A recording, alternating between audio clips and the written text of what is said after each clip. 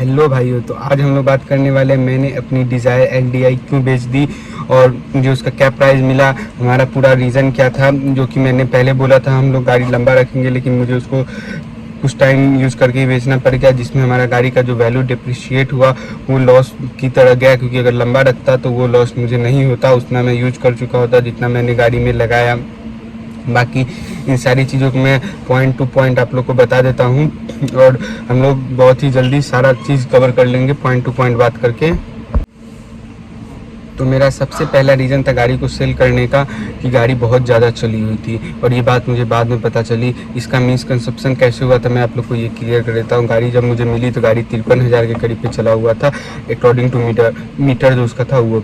पर हम लोगों ने गेस कर लिया था गाड़ी लाख सवा लाख किलोमीटर चली हुई है, क्योंकि उसका ब्रेक पेडल हल्का सा खिंचा हुआ था, और जिस हिसाब से मतलब गाड़ी का एज वगैरह था लाख सवा लाख चला हुआ पूरा लग रहा था। किसी को शक नहीं था जो गाड़ी लाख सवा लाख से ऊपर चली होगी। और DDIS इंजन जो मारुति का था उसके लिए लाख सवा लाख किलोमीटर कुछ नहीं होता है, जो लोग रखे होंगे उनको पता होगा। और मुझे भी यही लगा था कि अगर गाड़ी मेंटेन नहीं भी की गई होगी तो लाख सवा लाख किलोमीटर में गाड़ी ज़्यादा कुछ नहीं भी करता, वो भी DDI इंजन में। और जिस हिसाब से था मुझे लगा था बेसिक सर्विस तो होती ही होगी। और हमारे 3 मैकेनिक ने गाड़ी को अप्रूव किया था, और हम लोग 4-5 लोगों ने मिलकर बारी बारी से गाड़ी का टेस्ट ड्राइव भी लिया था। किसी को कोई दिक्कत समझ नहीं आया था। जो गाड़ी में आराम वगैरह बूस्ट वगैरह का काम था वो सारा सामने आया था, लेकिन वो लाख सवा लाख किलोमीटर पे होना कोई बड़ी बात नहीं था। तो सबको यही लगा था जो जिस ओनर ने गाड़ी ली है उसने इस लाख सवा लाख किलोमीटर चला के, और जब गाड़ी ने काम खर्चा मांगा तो गाड़ी को चेंज करने का सोचा, और वही 35-40 हज़ार रुपये अगर मैं लगा देता तो वो गाड़ी बेस्ट बन जाती मेरे अकॉर्डिंग। और मुझे उस टाइम पे कोई ज़्यादा बेटर प्रोडक्ट नहीं मिल नहीं रहा था। 3,05,000 के करीब मुझे उस टाइम वो गाड़ी पड़ा था, और 40-50 हज़ार लगा कर भी अगर 3.5 लाख में वो गाड़ी मुझे रेडी मिल जाती तो उससे वैल्यू फॉर मनी प्रोडक्ट कुछ नहीं हो सकता था। आपको ये वैल्यू फॉर मनी क्यों लगेगा मैं अभी जब आपको बताऊँगा मेरी गाड़ी किस प्राइस में बिकी है डीलर से, और डीलर ने किस प्राइस में मेरी गाड़ी बेची है, उससे आप लोग को ये चीज़ पता चल जाएगा। तो मैंने वहाँ पर गाड़ी ले ली, और हम लोगों ने सोचा ही था 30-40-50 हज़ार करीब की गाड़ी पे लगना चाहिए मैकेनिकल वगैरह सारा चीज़, लेकिन हम लोगों ने गाड़ी पे 70-80 हज़ार लगा दिया। थोड़ा शौकिया तौर पे भी हम लोगों ने गाड़ी में टॉप मॉडल वाले हेडलैम्प, अच्छे फॉग लैम्प वगैरह, LEDs वगैरह बहुत कुछ लगा दिया था, जो कि अपना शौक के ऊपर था। ज़रूरत हमारा 40-45 हज़ार में ख़त्म हो जाता, लेकिन हम लोगों ने इतना कर दिया। उसके बाद गाड़ी लगभग 6-7 महीने बहुत अच्छे तरीके से चली, कहीं से कोई दिक्कत नहीं आया। उसके बाद दिक्कत कहाँ से शुरू हुआ, गाड़ी में जब टाइमिंग बेल्ट गाड़ी का टूटा ना, उसके बाद से गाड़ी में दिक्कत आने लगा। गाड़ी का टाइमिंग बेल्ट टूट गया, जिसको हम लोगों ने डायरेक्टली टाइमिंग बेल्ट चेंज करवा दिया। और मैकेनिक इतना बेवकूफ़ था, इसने हमें ये तक अवेयर नहीं किया कि टाइमिंग बेल्ट टूटने का रीज़न भी क्या क्या हो सकता है। तो उसने हमें कोई अवेयरनेस नहीं दिया जो टाइमिंग बेल्ट टूटने का रीज़न भी बहुत कुछ हो सकता है, उसको भी चेक कर लिया जाए। गाड़ी का टाइमिंग का सेट वगैरह चेक उसको करना चाहिए था। टू बी ऑनेस्ट हम लोग उस टाइम तो उतना ये सब चीज़ें नहीं पता थी जो हम लोग ये सब चीज़ें भी चेक करवाएं, क्योंकि हम लोग ने शुरू से जो गाड़ी रखी है बहुत ही लोअर मेंटेनेंस पे रही है, और हम लोग कभी ऐसा ऐप वगैरह नहीं दिया है, तो हम लोगों ने चेक नहीं करवाया। और उसके बाद गाड़ी में मुझे छोटे बहुत निगल्स वगैरह आते रहते थे, तो छोटे बहुत चीज़ों को मैंने नोटिस भी नहीं किया है। बाकी थोड़ा सा मैंने लिस्ट बना के रखा है मैंने गाड़ी में क्या क्या करवाया है। उसके बाद सीन ये होता है गाड़ी का इंजन जो होता है वो ऑलमोस्ट सीज होते होते बचता है। गाड़ी का टाइमिंग चेन होता है वो टूट जाता है, जिसकी वजह से इंजन में बहुत सारा पार्ट डैमेज होता है, जिसकी वजह से हमें गाड़ी का इंजन खुलवाना पड़ता है। तो हमने अपने ट्रस्टेड मैकेनिक से ही गाड़ी का इंजन खुलवाया था, जिनके यहाँ पे हमारे पहले भी ये गाड़ी का इंजन बन चुका है। लेकिन बात यही होती है ना, आप कितने भी अच्छे से बना लोगे प्रोडक्ट में शुरू में ही उसमें बहुत सारा दिक्कत आ चुका है, तो उसको कितना भी बना लो वो सही नहीं हो सकता है। वही हुआ, हम लोगों ने गाड़ी को इंजन का काम करवा दिया, लगभग 40-50 हज़ार रुपये वहाँ भी लगे, तो वहाँ तक भी हम लोगों ने बर्दाश्त कर लिया। उसके बाद गाड़ी का रेडिएटर फ़ैन होता है वो मतलब जल गया, गाड़ी में पूरा जलने की बू आने लगी, वो ख़राब हो गया। फिर गाड़ी का हम लोग ने पूरा तरीके से प्लान बना लिया, अब इस गाड़ी को बेचना ही है। उसके बाद मैंने कंपनी में जब गाड़ी के जनरल सर्विस कराने गया था, क्योंकि रखना न रखना बात की बात है, पर गाड़ी की मेंटेनेंस में मैं कोई कमी नहीं छोड़ता था कभी भी। तो सर्विस वाले में मेरे कुछ अच्छे जान पहचान है, तो उन लोगों ने मुझे बताया जो गाड़ी का रनिंग जो है वो आपका एक बार 2 लाख किलोमीटर पे सर्विस हो चुका है, फिर मीटर बैक करके 1.25 लाख करके लगभग 3-3.5 लाख किलोमीटर गाड़ी चल चुकी है। तब हम लोग को सारा दिक्कत समझ में आ गया जो गाड़ी में इतनी सारी दिक्कत आ क्यों रही है। और टू बी ऑनेस्ट हम लोगों ने उसी टाइम प्लान बना लिया, अब ये गाड़ी नहीं रहेगी और गाड़ी तो सेल होके रहेगी।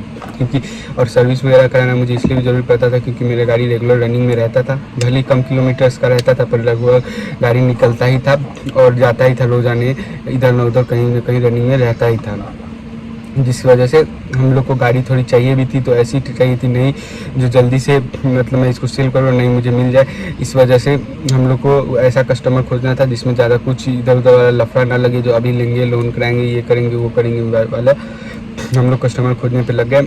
और इतना ज़्यादा मतलब हम लोग बाहर में घूमे, यहाँ का मार्केट इतना घटिया है, मतलब पार्टी से मतलब एज अ डायरेक्टली कस्टमर से गाड़ी वो लोग सही प्राइस में नहीं लेंगे, भले डीलर से उनको किसी भी प्राइस में गाड़ी मिल जाए। मैं एटलीस्ट गाड़ी को 3.5 लाख में छोड़ने के लिए तैयार था। आप कहोगे 3 लाख में मैंने खरीदी और 3.5 लाख में, जब मैंने 3 लाख में खरीदी थी उसकी कंडीशन और जब मैंने उसको बना दी थी वो कंडीशन में बहुत फ़र्क आ जाता है।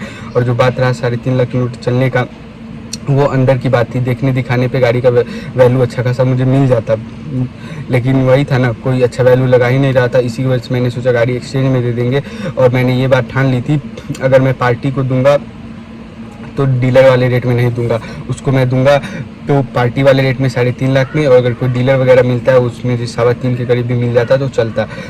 इसी वजह से मुझे पार्टियां तो मिलती रही 3 3.25 की, पर मैंने पार्टी को 3.5 से कम में देखने का सही नहीं समझा, क्योंकि उन्हें भी पता चलनी चाहिए ना जो आप बहुत ज़्यादा तेज़ नहीं हो, डीलर भी आपसे बहुत ज़्यादा तेज़ है। जो रेट मुझे डीलर दे रहा है वो मैं पार्टी को कभी नहीं दे सकता। इसी वजह से मुझे गाड़ी को डीलर को बेचने का मन हुआ और मैंने ह्युंडई के एक्सचेंज वाले में एक डीलर खुद से उन लोगों ने मुझे पहचान करवाया और उसी के थ्रू मैंने डील कर दिया। और डील हुआ ऐसा कि मुझे उस गाड़ी का 3,05,000 में मैंने ख़रीदा था और 3,05,000 में ही वो गाड़ी मुझे बिका। अब मैं आप लोग को बता देता हूँ वो बात जो मैं, या छोड़ो मैं लास्ट में बताऊँगा जो गाड़ी उसने कितने की बेची ये भी मुझे पता है। पहले मैं आप लोग को बता देता हूँ गाड़ी में मैंने खर्चा क्या क्या किया है। तो मुझे पहले दिक्कत तो वही था सबसे बड़ा, 3-3.5 लाख किलोमीटर चल गया था। गाड़ी लेते ही मैंने 40-50 हज़ार की जगह पे 70-80 हज़ार का खर्चा करा दिया था। उसके बाद फिर इंजन का काम हुआ लगभग 45-50 हज़ार का, टाइमिंग बेल्ट चेंज हुआ, फिर गाड़ी में वाटर पंप होता है वो चेंज हुआ। एक कस्टमर मेरे घर पे देखने आए थे, उसे पूरा वाटर पंप से कूलेंट लीक हो रहा था पूरा, मतलब कस्टमर को देखने से मैंने बचा लिया। लेकिन मुझे गाड़ी बेचनी थी तो और भी कस्टमर आते, इसकी वजह से मुझे वाटर पंप चेंज कराना पड़ा। उस बीच में मेरा एक ट्रिप लग गया 150-200 किलोमीटर का। जैसे उस ट्रिप से मैंने गाड़ी का एक और वाटर जैकेट होता है वो ख़राब हो गया, मतलब कुछ ना कुछ उसमें थोड़ा सा ट्रिप कर लो 4-5 हज़ार रुपये लग ही जाते थे। इसी वजह से हमने पूरा मूड बना लिया था गाड़ी को सेल करना है। और जब मैंने गाड़ी ली थी तो गाड़ी का स्टेयरिंग रैक का वगैरह का पूरा सेट ही चेंज कर दिया था। उसके बाद भी लगभग 10 हज़ार के करीब गाड़ी चलने के बाद गाड़ी का स्टेयरिंग रैक ख़राब हो गया। फिर मुझे 10,000 के रनिंग पे नया स्टेयरिंग रैक डालना पड़ा। समझ रहे हो मैकेनिकल गाड़ी कितनी वीक हो चुकी थी, 10,000 किलोमीटर पे इस गाड़ी का स्टेयरिंग रैक ख़राब हो चुका था। गाड़ी में कुछ छोटे मोटे इलेक्ट्रिकल इशू भी मुझे फील हो रहे थे, क्योंकि गाड़ी में मैंने 4 बार हॉर्न चेंज करा लिया था। हॉर्न जब भी मैं दबाता था एक शॉर्ट टाइप का साउंड आता था और वो पकड़ में नहीं आ रहा था। गाड़ी की एसी एकदम ही ख़राब हो चुकी थी, एसी की कूलिंग, और उसके लिए मैंने एसी का पूरा सर्विस करा लिया था। एसी गैस डलवा लिया, नया फिल्टर डलवा लिया, पूरा डैशबोर्ड उतार कर लेफ्ट साइड से जो होता है उसमें एयर वगैरह मरवाना, एसी का जो फ़ैन होता है वो निकलवा के, आप लोग सर्विस वाला वीडियो देखिएगा उसमें सारा चीज़ अवेलेबल है। फिर भी नहीं हुआ, तब हम लोग को कुछ लोगों ने बताया जब गाड़ी का आपको कूलिंग कॉइल ही चेंज कराना पड़ेगा। और ऐसा नहीं था मैं कूलिंग कॉइल चेंज नहीं करा सकता था, कूलिंग कॉइल चेंज कराना कोई बड़ा बात नहीं, 3-4 हज़ार रुपये का आता, बट ये था वो भी करा लेता। उसके बाद फिर गाड़ी पे कुछ नई दिक्कत आ जाती, मतलब अब ये हो गया था हर 15-20 दिन में गाड़ी में 4-5 हज़ार लगने वाला दिक्कत हो गया था। एक महीने का मेरा गाड़ी का लगभग 12-15 हज़ार रुपये गाड़ी पे सिर्फ एक्स्ट्रा जा रहा था। और मैं गाड़ी मारुति की किस लिए खोजता था और लेता था, जो मुझे मेंटेनेंस ना कराना पड़े, गाड़ी को लेकर झिक झिक ना करना पड़े, कहीं भी रात में उठूँ सेल्फ मारूँ और चला जाऊँ, इस टाइप की गाड़ियाँ मुझे चाहिए होती है।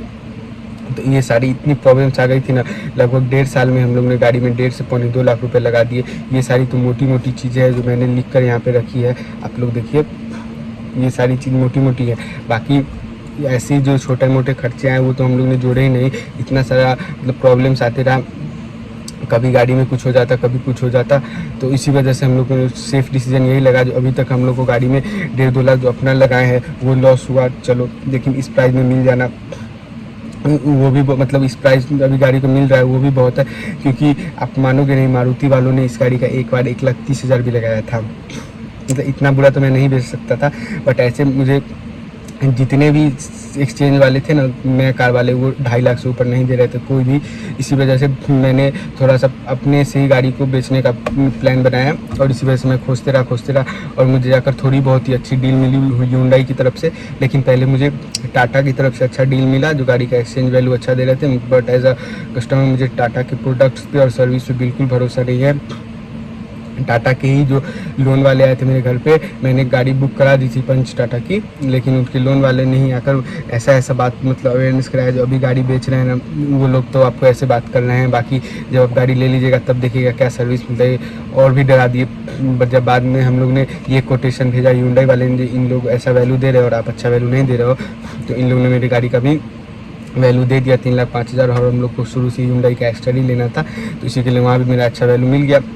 और अब मैं बताता हूँ आपको मेरी पुरानी गाड़ी को डीलर ने कितना में बेचा। वो उसने बेचा गाड़ी को 4,75,000 में। जी हाँ, आप लोग सही सुन रहे हैं, 2017 मॉडल की गाड़ी, सेकेंड ओनर, बेस मॉडल, 9 साल हो जाएगा ये मई में, उसको 4,75,000 में बेचा। और जब मैं 4 लाख के करीब मांगता था ना कोई कस्टमर से, तो वो लोग कहते नहीं देंगे, नहीं मिलेगा, ऐसे ही होता है ये वो, मतलब कई जगह पे तो झगड़ा भी हो जाता था। मतलब लोग को बात करने की तमीज़ नहीं होता है, और ये हम बिल्कुल बर्दाश्त नहीं कर सकते हमारे सामने कोई बदतमीज़ी से बात करे, तो इसी वजह से थोड़ा बहुत हो जाता था। बट अब उन लोगों को कैसा लगा 4,75,000 में गाड़ी खरीद के, क्योंकि जब मैं गाड़ी छोड़ने पे आया था तो 3,50,60,000 के करीब तक मेरा डील ओके था, मैं दे देता, पर किसी को नहीं लेना था। अब 4,75,000 में डीलर ने उस गाड़ी को बेचा, जो कि उन लोगों को बहुत अच्छा लगा। तो मुझे भी कोई प्रॉब्लम नहीं है भाई, मैं 20-25 हज़ार के लिए इतना माथा दर्द सर दर्द नहीं पाल सकता हूँ, क्योंकि अगर ये सर दर्द मुझे पालना होता तो मैं कोई भी जो भी इस प्राइस पॉइंट पे भी नई गाड़ी में लोग गिमिक फीचर्स पे नाम पे चला जाता है, कोई ब्रांड वगैरह नहीं देखते हैं, वो भी मैं ले लेता। तो मुझे चाहिए था पीस ऑफ माइंड, गाड़ी आपकी सुख सुविधाओं के लिए होती है, आपकी माथा दर्द नहीं बनना चाहिए, उससे आप गाड़ी से कम्फर्ट लो, अपना घूमो फिरो, ना कि गाड़ी के पीछे ही टाइम वेस्ट करते फिरो। शौक वाला चीज़ अलग होता है, मॉडिफिकेशन कराओ, ये सब कराओ, लेकिन अगर आपको गाड़ी के मजबूरन सर्विस सेंटर में ही बार बार जाना पड़े, मैकेनिक के पास दिन भर बैठे रहो, तो ये बहुत ही ज़्यादा परेशान कर देता है। इसी के लिए मैंने सोचा 25-30 हज़ार और एक्स्ट्रा मिल जाने से अच्छा इसे जाने दो, और हम लोगों ने गाड़ी को इस प्राइस पे सेल कर दिया। और सबसे बड़ा पॉइंट यही था कि गाड़ी सबसे ज़्यादा चला हुआ था, यही मेरा सबसे बड़ा मतलब पॉइंट है, जिसकी वजह से गाड़ी में दिक्कतें आ रही थी, और ऐसी दिक्कतें आ रही थी जो मुझे परेशान कर देती थी, जिसके बिना गाड़ी का चलना मुश्किल हो जाता था। इंजन से 4 से 5 बार कूलेंट लीक कर चुका था, ये बहुत ही ज़्यादा डर का माहौल बना के रखा था। और जब मैंने बोला ना गाड़ी मैंने 40-50 हज़ार लगाया, उस टाइम पे गाड़ी का इंजन का जो बेस होता है और टर्बो छोड़कर पूरा ऊपर का इंजन खुल चुका था। फिर मैकेनिक ने कहा अभी भी कोई दिक्कत समझ नहीं आ रहा है, मुझे टर्बो और नीचे खोलना पड़ेगा। फिर हम लोगों ने मना कर दिया, जो इतना बेस का काम नहीं कराना है, गाड़ी में इतना कस के रहने दीजिए, और अगर सेल्फ लग जाता है तो चलेगा, नहीं तो नहीं चलेगा। लगभग अगर नीचे का खुलता तो आप लोग मान लो उस टाइम भी 1 लाख रुपए का एस्टिमेट दे रहा था वो, लेकिन हम लोग ने नहीं कराया।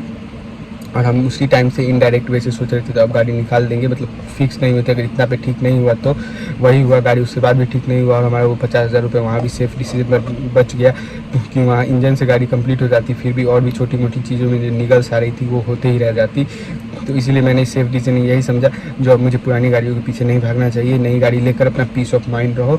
मैं भी आप लोग से यही कहूँगा, अगर आप लोग को जेन्युइन सामने में कोई एकदम 100% श्योरिटी के साथ कोई प्री ओन्ड गाड़ी मिलती है तो लो, वरना ये डीलर फीलर के चक्कर में पड़ के गाड़ी कभी मत लेना। हम लोग ने इसमें अपना लाखों रुपए डुबा चुके हैं, तो इसी के लिए मैं यही सजेस्ट करूँगा, अगर आप मेरी मानोगे तो छोटी मोटी ऑल्टो ही ले लो। 4 लाख रुपये, 4,06,000 की करीब आपको एस्पिरेसो तक की गाड़ी जो कि LXi बेस मॉडल मिल जाएगा, आप वो तक उठा लो, थोड़े बहुत लोन ले लेना, बट पुरानी गाड़ी की तरफ मत जाना। और अगर पुरानी गाड़ी लेनी है तो बिल्कुल ही पुरानी ले लो, 50-60 हज़ार वाली ऑल्टो वगैरह, जो कि आपको टेंशन फ्री चलेगी। थोड़ी बहुत अगर आप लोग ट्रांसपेरेंसी रखोगे तो वहाँ भी अच्छी डील मिल जाएगी, लेकिन वही आप लोग सोचोगे जो कोई बड़ी गाड़ी कम रेट में मिल जाए, या कोई गाड़ी ज़्यादा चली हुई है लेकिन मेंटेन इस सब टाइप का, जहाँ पे आपको ट्रांसपेरेंसी ना मिले और थ्रू डीलर, तो कभी मत लेना। ये मेरी अपनी रिकमेंडेशन है और अपना एक्सपीरियंस है, बाकी आप लोग को जो ठीक लगता है वो कर सकते हैं। बाकी आपको मेरा डिसीजन कैसा लगा आप लोग कमेंट में ज़रूर बताइए, और वीडियो को ज़्यादा से ज़्यादा शेयर कीजिए, और वीडियो को एक बार लाइक जरूर कर दीजिए। और ऐसे ही चैनल पे बने रहने के लिए और अच्छे वीडियोस देखने के लिए चैनल को सब्सक्राइब कर ले। इसी के साथ आपका वीडियो देखने के लिए बहुत बहुत धन्यवाद।